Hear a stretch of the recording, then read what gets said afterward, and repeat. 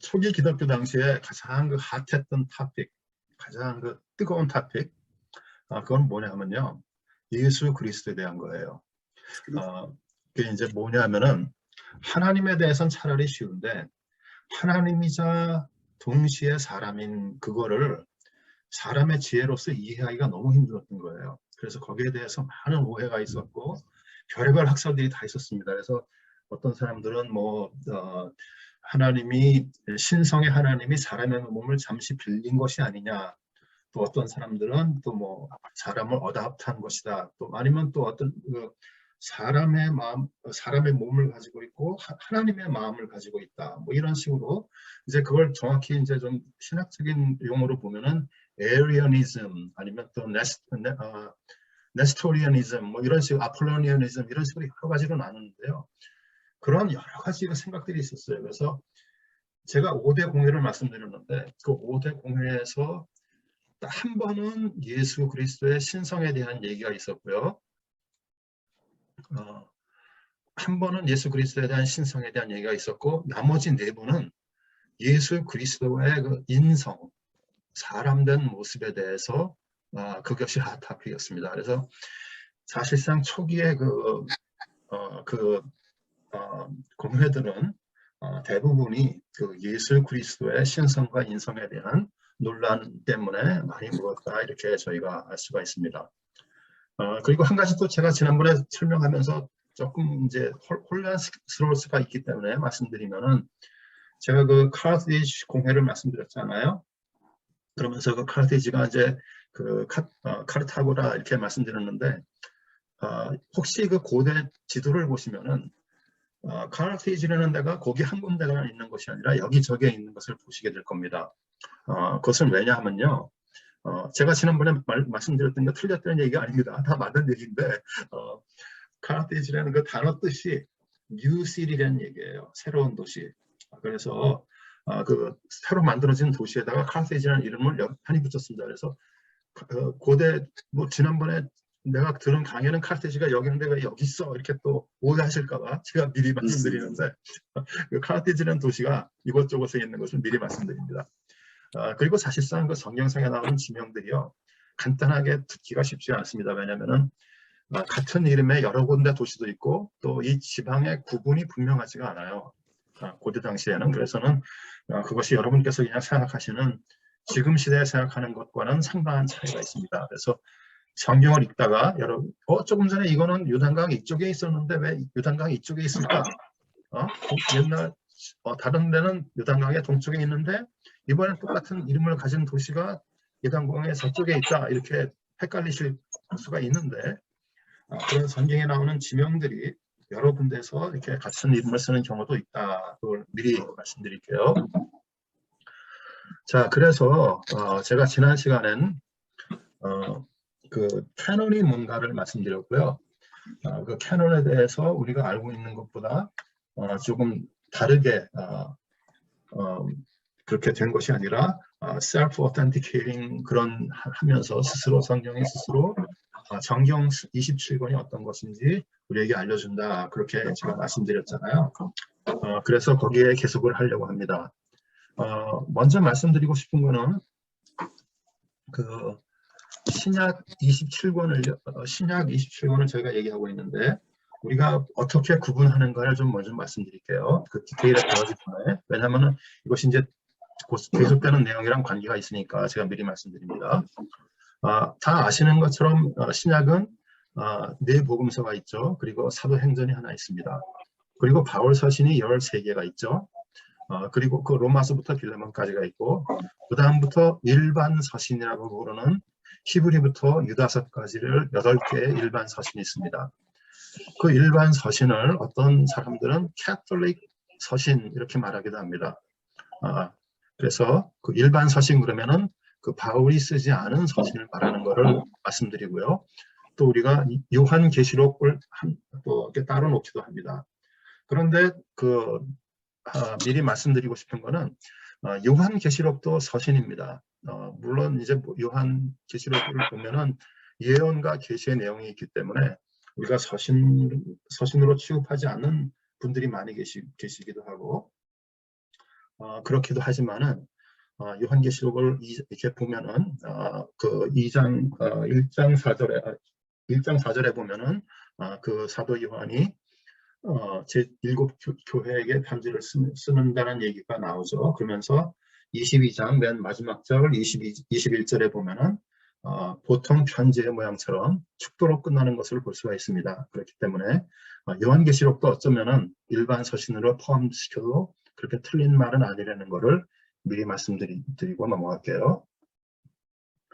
자, 제가 지난번 강의 때 그 성경이 무엇이 정경인지 스스로 알려준다고 제가 말씀을 드렸고 그 구체적인 내용은 어떤 성경의 구절들이 그렇게 스스로 안내해 주는 건지 제가 오늘 강의를 하겠다고 약속을 드렸죠. 또 하나는 카르티지에서 세 번째 카운틀이 열렸을 때 신약 정경이 발표됐는데 그때 이 사람들의 그 발표문을 보면은 믿음의 선배들이 그래서 이렇게 받았기 때문에 우리는 그것을 인정한다 이렇게 말을 했다고 제가 말씀드렸잖아요. 그러면서 오늘 강의에서 그 믿음의 선배들이 도대체 어떻게 그것을 했길래 이 사람들이 이렇게 받아들였는지 그 내용도 말씀드리겠다고 제가 그랬고 또 마지막으로 제가 지난번에 그 300년부터 450년 사이에 그 성경을 4개를 보여드렸지 않습니까? 그 성경 4개를 보여드렸는데 그것이 이제 성경이 완성된 지 그러니까 95년 가량에 제가 말씀드렸는데 그 성경이 완성된 지 한 200년이 지난 후기 때문에 그러면 100년과 299년 사이에 어떤 고고하게 자료들의 증거가 있는지 제가 오늘 보여드리겠다고 말씀드렸어요. 그래서 오늘은 그 3가지를 집중적으로 여러분께 좀 알려드리려고 합니다. 제가 항상 그러시듯이 또 이 슬라이드를 보면서 같이 쉐어하면서 갈게요.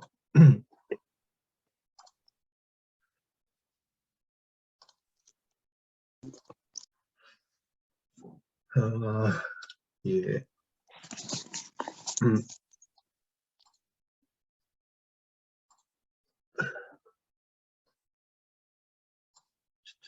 옳고.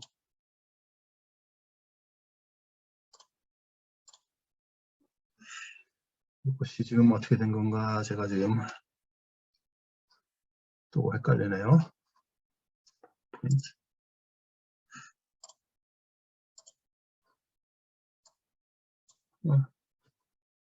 죄송합니다. 잠깐만 기다리셔야 될 것 같아요. 됐다. 예. 지금 슬라이드가 보이시죠? 예, 보입니다. 예, 오케이, 감사합니다. 먼저 그 성경에 있는 안에 있는 그 성경 안에서 정경이 어떤 것인가 알려주는 그 몇 가지 여러 가지의 그 증거들을 제가 보여드릴게요. 성경 기사를 앞으로 그 몇 개를 볼 텐데 조금 지겨울 수가 있지만 재미없을 수도 있지만 참아 넘겨주시면은 제가 그 다음에 또 재미있는 내용으로 다시 들어갈게요. 먼저 성경의 가장 제일 중요한 그 내적 증거는 뭐냐면요.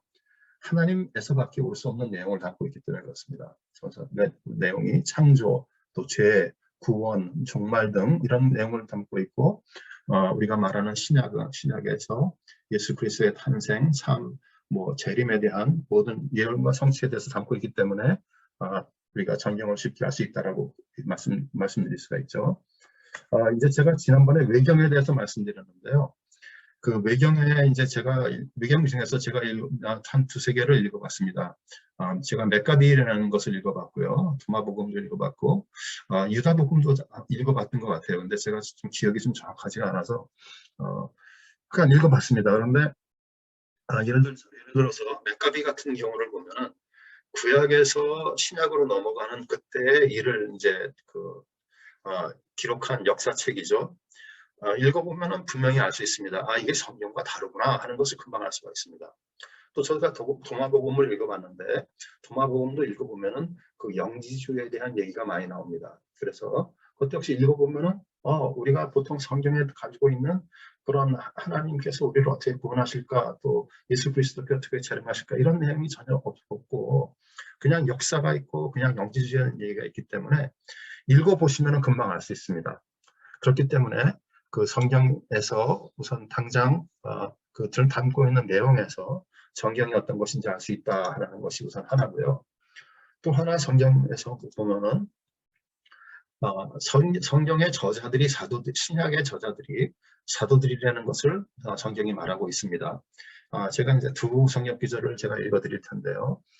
요한복음 14장과 15장에서 두 성경 구절을 읽어드릴게요.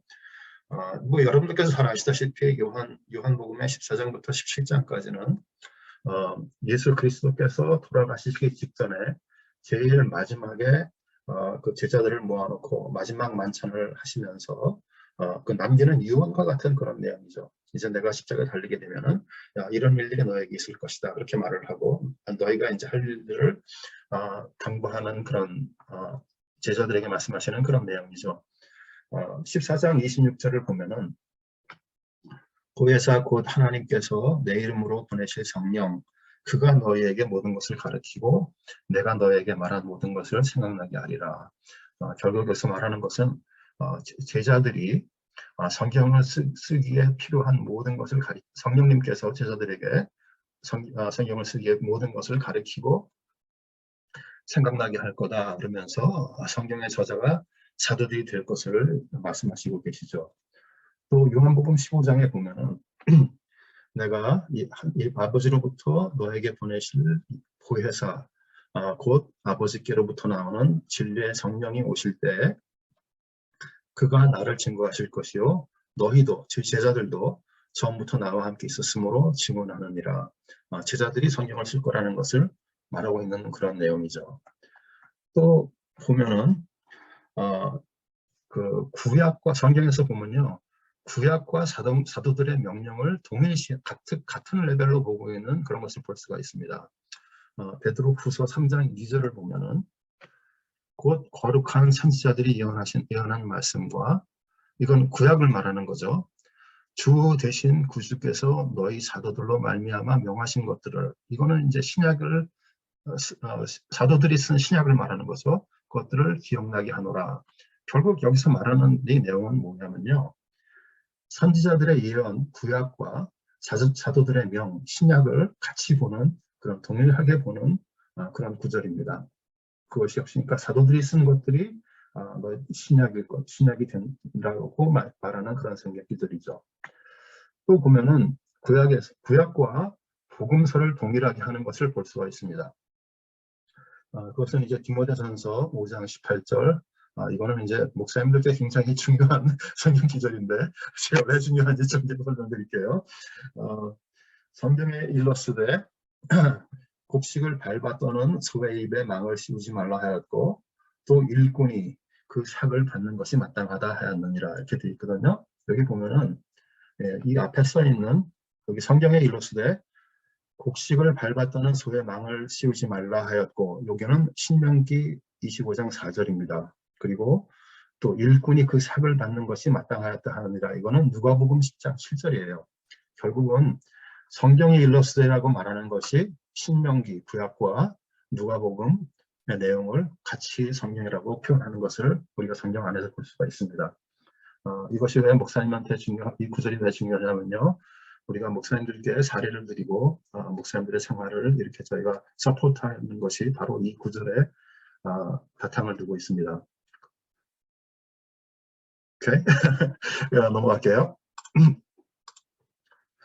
또 그 다음에 보면은 성경을 보면은 바울 서신을 성경으로 보는 것이 있습니다. 그것을 보면은 베드로후서 3장 15절 16절을 보면은 우리가 사랑하는 형제 바울도 그 받은 지혜대로 너에게 이같이 썼고 또 그 모든 편지에도 그런 일에 관하여 말하였으되 그 중에 알기 어려운 것이 더러 있으니 무식한 자들과 굳세지 못한 자들이 다른 성경과 같이 그것도 억지로 풀다가 스스로 멸망에 이르느니라. 여기서 말한 것처럼 베드로가 사도 바울이 쓴 서신들도 성경으로 보는 것을 우리가 알 수가 있습니다. 여기 말한 것처럼 사도 바울의 편지가 어려워요, 그렇죠? 좀 그 내용이 쉽지는 않습니다.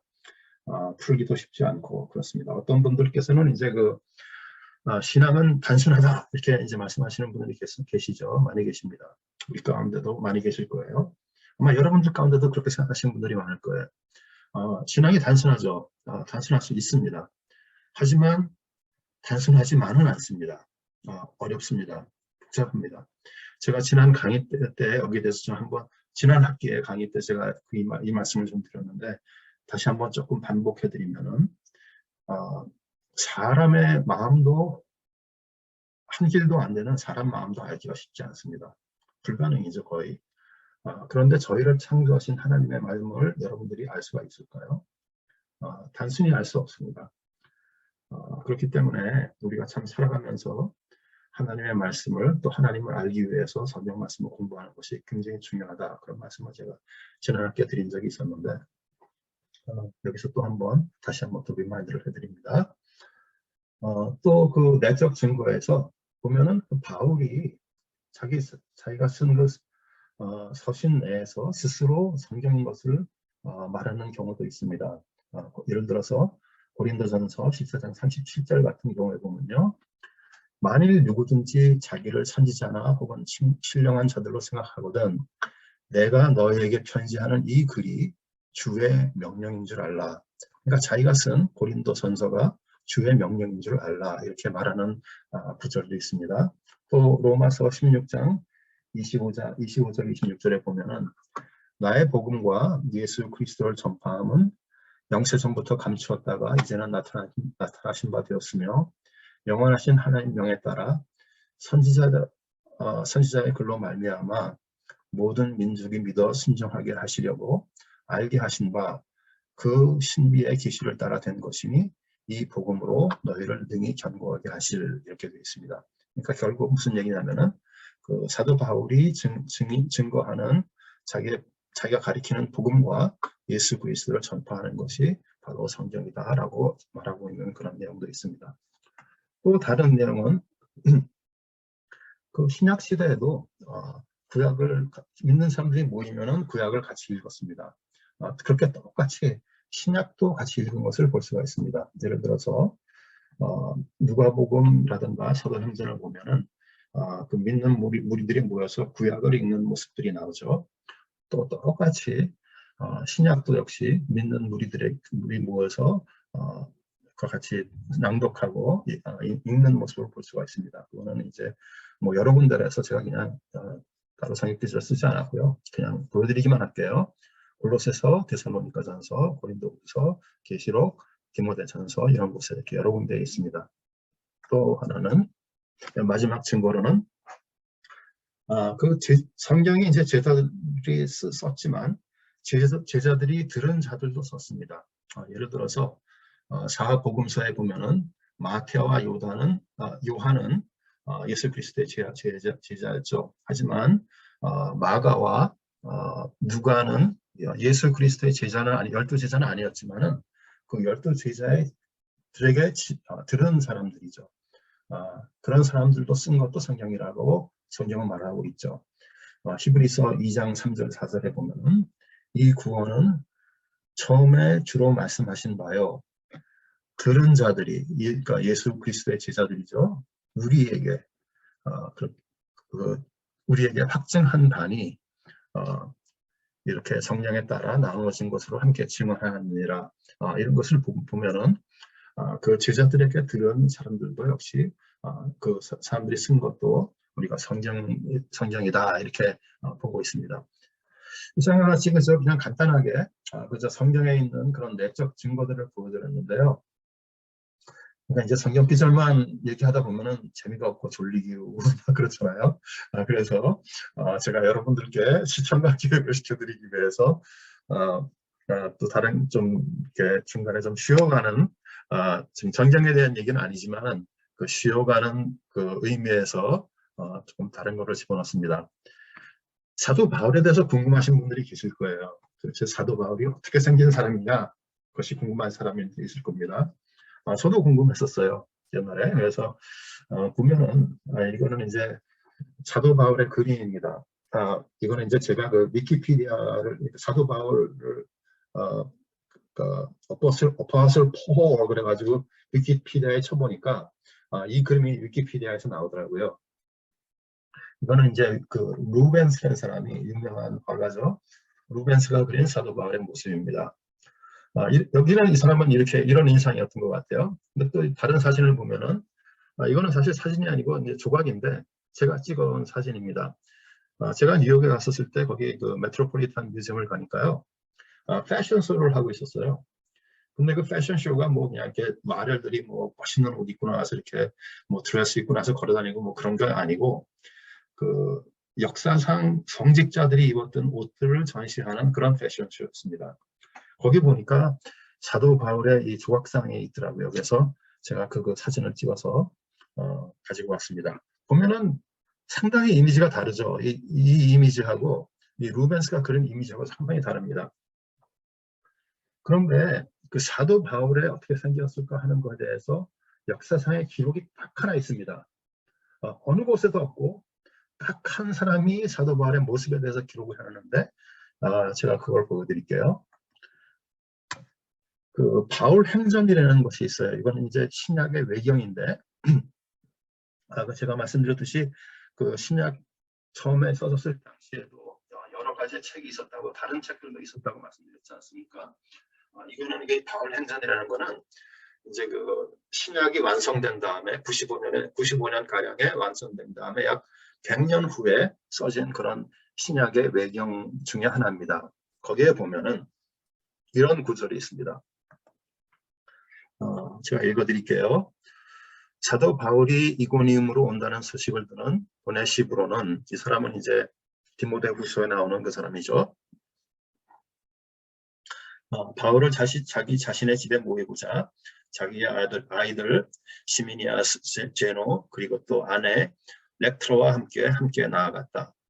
디도가 바울이 어떻게 생겼는지 얘기해 주었지만 영적으로만 만나보고 육신적으로는 본 적이 없기 때문이다. 루스드라로 향하는 왕의 길을 따라가서 오는 사람들을 보며 디도가 말해준 사람을 기다리고 서 있었다. 건강해 보이지만 작은 몸매, 머리가 벗겨지고 다리가 휘고 눈썹이 맞닿았고 코가 약간 구부러져 있었지만 친근감이 가득해 보이는 바울이 오는 것을 보았다.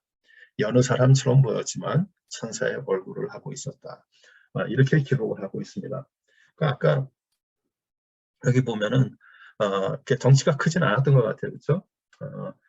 건강해 보였지만 몸매가 작았고 또 머리가 벗겨지고 다리도 휘었고 눈썹이 맞닿은 사람들은 저는 본 적이 없는 것 같아요. 여러분들은 누가 보신 적이 있는 사람들이 계신지 모르겠지만 눈썹이 맞닿으려는 건 저는 잘 상상이 잘 안 가더라고요. 그리고 또 코도 약간 구부러져 있었지만 친근감이 가득해 보인다, 이렇게 설명을 있는 기록이 있습니다.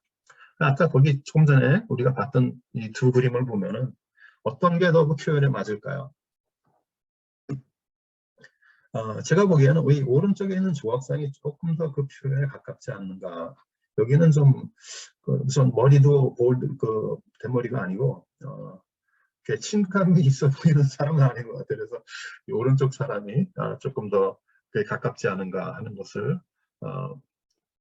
라고 저는 생각이 듭니다.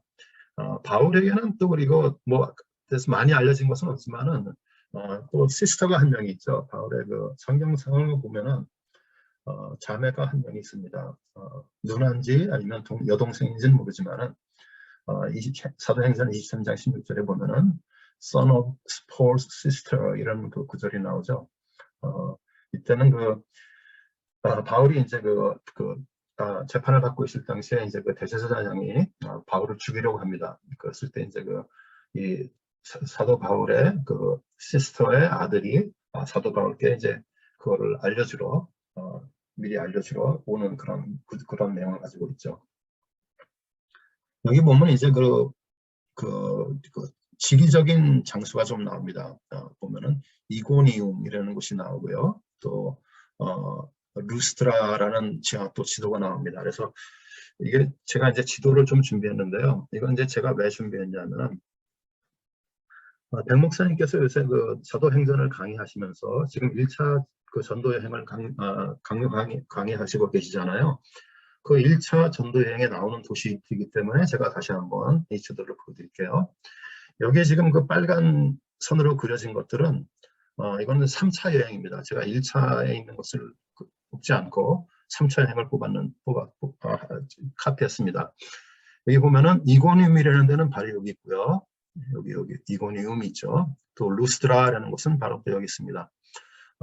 그 백 목사님께서 강의하신 것처럼 설교하신 것처럼 안디옥에서 떠나서 1차 전도여행은 안디옥에서 떠나서 이 사이프러스로 가서 이 버가라는 곳으로 가서 여기 비시디아 안디옥이 있죠. 여기에 그 비시디아 안디옥이라는 곳에 갔다가 이고니아로 갔다가 루스라로 갔다가 더베까지 갔다가 다시 돌아오는 그런 여정이었죠. 제가 그 약 16년 전가량에 제가 그때 16년인지 어떻게 기억하냐면 제가 그때 그 해에 장로 장립을 받았기 때문에 제가 기억을 합니다. 어쨌든 간에 그러니까 16년 전에 제가 터키에 가서 7교회 그 요한교실록에 나오는 계시록에 나오는 7교회를 순례한 적이 있었습니다. 그때 그 사진 찍은 것들을 몇 장을 좀 보여드릴게요.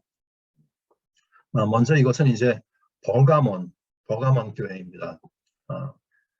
이게 뭐 사진이 워낙 작아서 잘 보이시지 않겠지만 여기에 그 여자분이 한 명 계신데 이분은 이제 저희 교회 김정미 권사님이십니다. 그때 같이 갔었어요. 그래서 여기 사진 속에 있더라고요. 그래서 말씀드립니다. 또 보면은 이거는 이제 알아보시는 분이 많을 텐데 에베소죠. 네, 에베소는 이제 바로 여기에 있죠. 또 그 라오디게아 교회는 바로 또 그 에베소에서 이렇게 멀지 않게 거기에 자리 잡고 있고, 목사님이 백 목사님께서 여기서 설교하시는 그 많이 나오는 비시디아 안디옥, 그것은 이제 여기에 있습니다. 그 바울이 있던 안디옥은 여기죠. 이렇게. 그건 여기입니다. 근데 이 동네가 비시디아라고 불리는 동네입니다. 그래서 거기에 아까 제가 말씀드린 것처럼 같은 이름이 이것저것에 있는 것을 이것도 역시 알 수가 있죠. 보시면은 안디옥이지만 그 비시디아라는 동네에 있는 안디옥입니다. 거기 사진을 그 가게를 제가 사진을 찍었던 것을 보여드립니다. 여기 계시는 이 하얀 와이셔츠를 입으신 분은 그때 저희를 안내해 주시던 선교사님이십니다. 실제로 그 비시디아 안디옥을 가보면요, 아무런 뭐 별게 없습니다. 돌덩어리만 그저 있습니다. 그렇게 많은 것이 있지 않아요. 또 제가 이왕 그 여행 얘기를 한 김에 또 사도 바울의 2차 여행을 갔던 그 도시 중에 그 아테네에 들른 장면이 사도행전 17장에 보면 나옵니다. 그래서 그 아테네에 있었던 그 사진을 한 두 장 좀 보여드리려고 그러는데요. 이것을 보면은 그 아레오바고라는 그 언덕이에요. 여기 보시면은 이 언덕 위에 뭐가 잔뜩 있죠? 이게 뭘까요? 아크로폴리스입니다. 그 아테네 신선이 있는 아크로폴리스고 그 바로 아래에 이렇게 이것이 대리석으로 만들어진 큰 돌덩어리예요. 엄청나게 큰 돌덩어리입니다. 붉은 대리석이에요. 그리고 그 아레오바고라는 곳이 바로 이겁니다. 여기 사도행전 17장을 보면은 이제 사도 바울이 이곳에서 그 스토아 학파 철학자들과 논쟁하는 그런 장면들이 나오고 또 사도 바울이 거기서 설교를 하는 모습이 나옵니다. 그래서 제가 여기를 갔을 때 저는 이제 이곳을 갔을 때 저는 좀 오해를 하고 갔었어요. 그래서 저는 이제 그 사도 바울이 아고라라는 그 마켓에서 논쟁을 했는 줄 알고 아고라 가지고선 신나가지고서는 여기가 사도 바울이 논쟁했던 곳이구나 아주 감격해가지고 이렇게 사람들은 모르게 이렇게 기도하고 막 그랬어요. 근데 알고 보니까 그곳이 아니고 아레오바고더라고요. 그래서 저는 여기서 그냥 사진만 찍고 여기 올라가면 이렇게 아테네 전경이 쫙 펼쳐지거든요. 그래서 저는 그냥 사진만 열심히 찍고 그냥 그리고 내려왔는데 알고 보니까 이곳이더라고요. 그래서 참 아쉬운 마음이 들었었습니다. 아레오바고란 말은 그 아레스라는 사람의 언덕이다. 아레스 파거스라는 말이 그 힐이에요. 힐. 그래서 아레스의 언덕. 아레스라는 사람은 그리스 신화의 그 전쟁의 신입니다. 이 사람은 근데 전쟁을 잘 못해요. 그래서 이 신은 그래서 지기도 합니다. 근데 이 사람이 실제로 유명한 것은 아레스라는 사람이 그 아프로디테, 그 로마 신화에 따르면 아프로디테가 비너스가 되죠. 그렇죠? 그 비너스와 그 아프로디테와 그 연인 관계예요. 불륜 관계입니다. 그래서 그거로 차라리 더 유명한 그런 전쟁의 신이죠. 어쨌든 간에 아까 그거는 반대쪽이고 이것은 이제 또 반대쪽에서 또 찍은 사진입니다. 아까 제가 말씀드렸듯이 붉은 대리석으로 그냥 이렇게 엄청나게 큰 돌덩어리고 여기 그 대리석을 이렇게 파서 올라가는 층계가 있습니다. 굉장히 매끈매끈하고 혹시 비례도 온다면 굉장히 조심해서 올라가야 될 그런 곳이죠. 여기 보면 이 동판이 있습니다. 저는 이 동판에 이제 제가 갔을 때 거기 뭔가 이렇게 동판이 있어서 이게 도대체 뭔가 하고서 봤는데 그리스말로 써 있으니까 제가 못 읽으니까 그냥 지나쳤죠. 나중에 알고 보니까 그것이 바로 이 동판의 그리스말로 사도행전 17장에 있었던 내용을 그대로 써놨습니다. 바로 이 장소에서 스토아 학파 사람들과 논쟁이 있었고 사도 바울이 설교를 했던 곳이다 이렇게 써 있었던 동판이라고 합니다. 아이고 저는 그것도 모르고 엉뚱한 데 가서 신나고 그러고 왔으니 참 한심한 노릇이죠. 여러분들은 그런데도 그런 분이 계시지 않도록 좀 이렇게를 간구드립니다. 하여간 여행 얘기는 이제 그만하고 다시 또 돌아오죠.